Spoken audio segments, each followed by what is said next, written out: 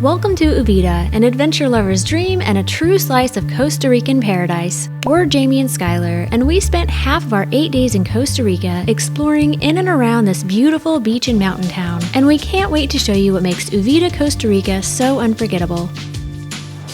Today we are in Uvita, Costa Rica, and what better way to start the day than at the famous whale's tail.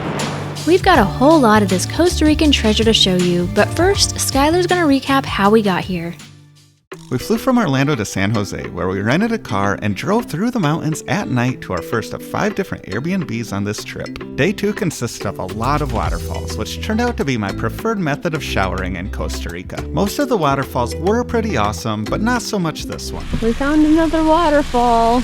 We also got lost somewhere near a volcano and got to cross a river in this thing. Can you go faster, please? After another crazy mountain drive full of fog, great views, and one random cow, Look at this cow! I mean, how do you get up here? we arrived at our second Airbnb and hit the hay to rest up for an epic mountain hike. We had beautiful weather for our day 3 hike, but were a little worried when we still hadn't seen a single other hiker after several miles on the trail. But we made it back alive and saw some amazing views, so we're calling it a success. Since our hike took much longer than expected, we'd be driving in the dark to Uvita, which meant we wouldn't be driving through the Hill of Death because we didn't actually want to die. After a slow but scenic drive along a much safer route, we arrived at our Uvita Airbnb for some much needed sleep. And that brings us to today, which we started with a giant iced coffee at Quechuanas Cafe. We then began the drive to what we thought was the entrance to Marina Ballena National Park, but as Google Maps often does in Costa Rica, it took us to the middle of nowhere. We eventually located the actual park entrance, where we found nearby parking for around $4 American. We're here at the park, and there are just a ton of monkeys in these trees. After hanging out with the monkeys and paying another $6 per adult fee, we could finally enter the park. If you want to see much more of our first 3 days of Costa Rican adventure, be sure to check out this video after the one you're watching. But for now, it's time to explore the whale's tail.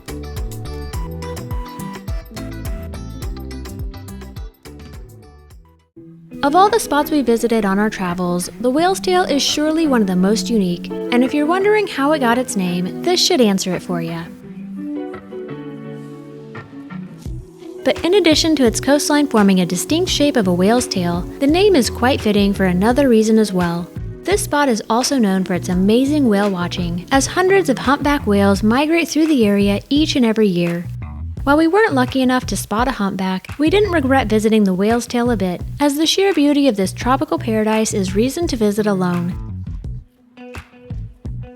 As we made our way out to the tail of the whale, we noticed that the majority of beachgoers were headed back towards the shore, meaning we'd have this magnificent stretch of beach nearly all to ourselves.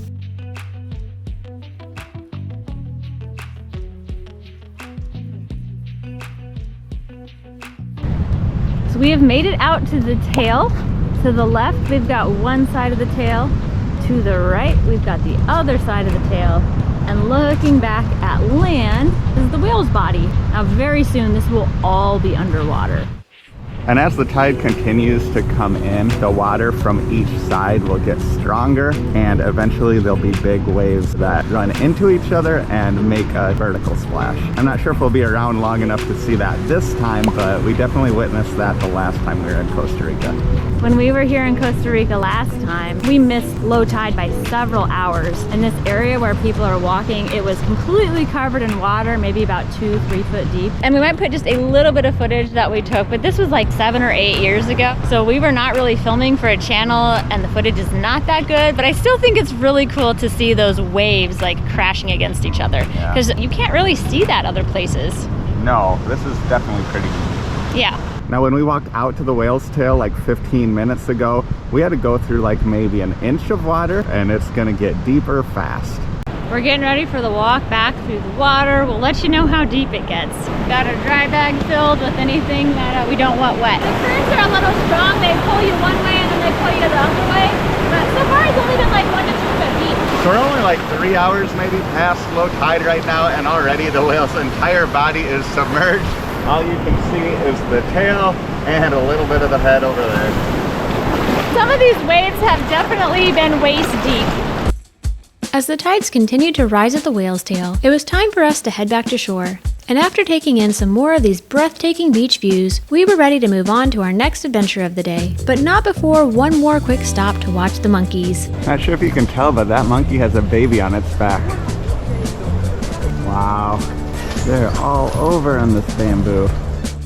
So after starting the day with coffee and the whale's tail, we're gonna go grab some lunch and then show you another waterfall. Skylar searched for a restaurant with a view here in Uvita. I think he found a good one. So far it's looking promising. Yeah. So we did have to drive up a pretty steep, narrow road, and we briefly met a tour bus, but we were able to go into a driveway and get past just fine. Look at that view. Yeah, I think that will work. Let's get that table right there. All right.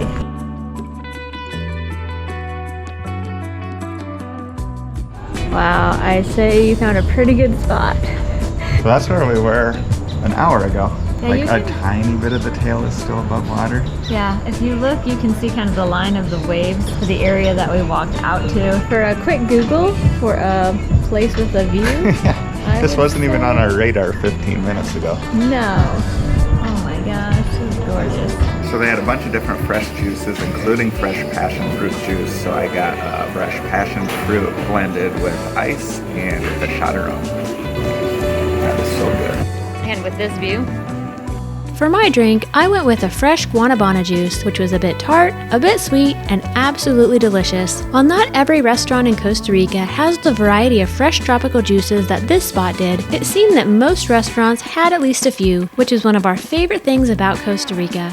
Another thing that is widely available throughout Costa Rica is fresh ceviche, and while Skylar made this his lunch order, I went with the garlic fish fillet. Both dishes were great, and while the prices were a little steep for Costa Rica standards, we were more than happy to pay them to get these views. So that lunch spot was totally worth it. And even if you're not looking for a meal, if you just want to come up for a drink or like a fresh juice, the views are worth the drive up here. After a morning on the whale's tail and a lunch with a view, it was time to find another waterfall. Thankfully, this spot was just a couple of miles outside of Uvita, and we knew exactly how to get there. After a short but pretty slow drive on some more steep and very bumpy roads, we arrived at the entrance to Catarata Uvita, where you'll find access to the waterfalls for around $4 per person and also a restaurant. So we're heading down to the waterfall now. We can already hear it, so it can't be too far away.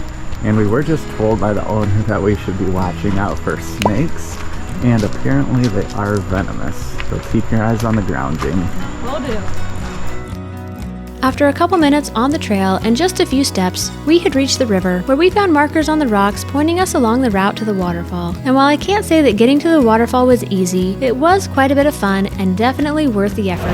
Now, when we visited years ago, these cables were not here at all. We were just kind of exploring around on the boulders.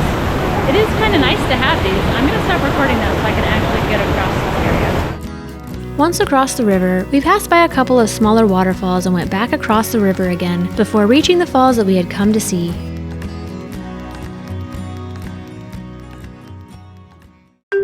While I was beyond content just relaxing and taking in the views of the falls, after spotting some guys jumping off the falls, Skylar had to join them. But since there was a ladder and Skylar promised to only go to the lowest jumping spot, I wasn't too worried. Ready? Alright, here we go.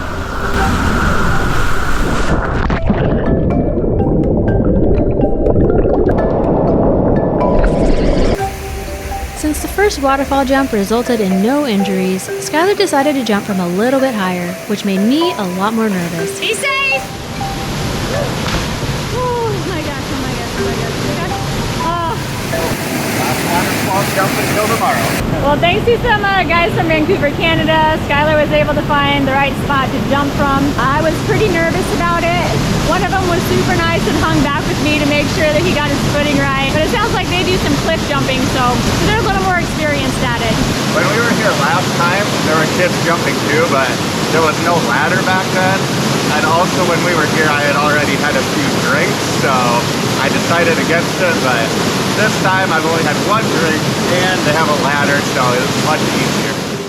On the way back to the parking lot, we came across this green and black poison dart frog. As their name would suggest, these unique looking frogs are indeed poisonous, and while safe to observe from a distance, should definitely not be touched. Further down the trail, we came across a great pool for swimming and a fun jumping spot for those who aren't quite ready to take on the big falls.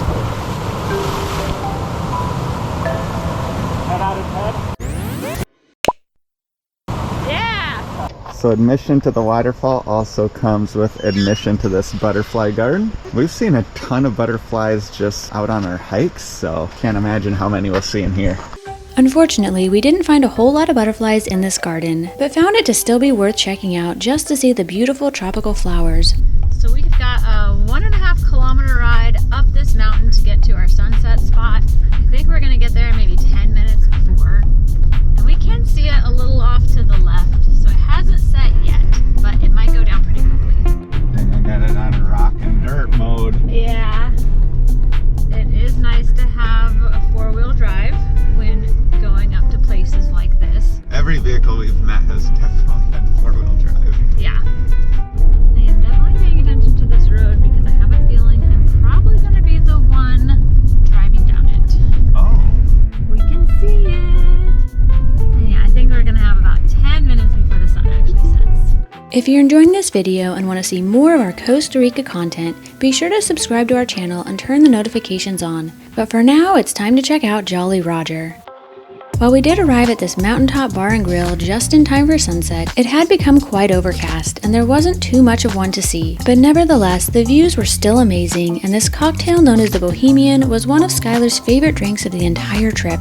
In addition to some fantastic cocktails, Jolly Roger is also known for having great burgers and wings, but we had another spot in mind for dinner, and that was the Whaletail Brewery, which is not only Uvita's only brewery, but also has some great food and an even better atmosphere. After much consideration, Skylar went with the Wild Myco Scottish Ale, which was his favorite beer of all the beers he's tried in Costa Rica. One of my favorite things about this brewery was that they had a smoothie menu, from which I chose the Lopa Roja, which included strawberry, peppermint, and ginger, and tasted amazing in this beautifully landscaped patio area. But perhaps the coolest feature of this brewery is that this beautiful path right off the patio leads to the Whaletail Hotel. So you could stay at the Whaletail Hotel and walk across this path right to the brewery. After a few minutes of exploring around the property, our food order was ready, which consisted of this order of shredded chicken nachos. And while it was far from the largest order of nachos we've ever seen, they tasted amazing, especially with the little barbecue sauce on the side. We both enjoyed this brewery so much that we agreed we'd look into staying at the Whaletail Hotel for our next trip to Uvita. But after finishing our food and drinks and hanging out with the brewery cat, it was time to head back to our Airbnb to rest up for a day of beaches, caves, and waterfalls on our 5th day in Costa Rica. Now, if you haven't already seen our first 3 days of adventure in Costa Rica, or you want to see the rest of this series, you can do that by clicking here right now. Thanks for watching!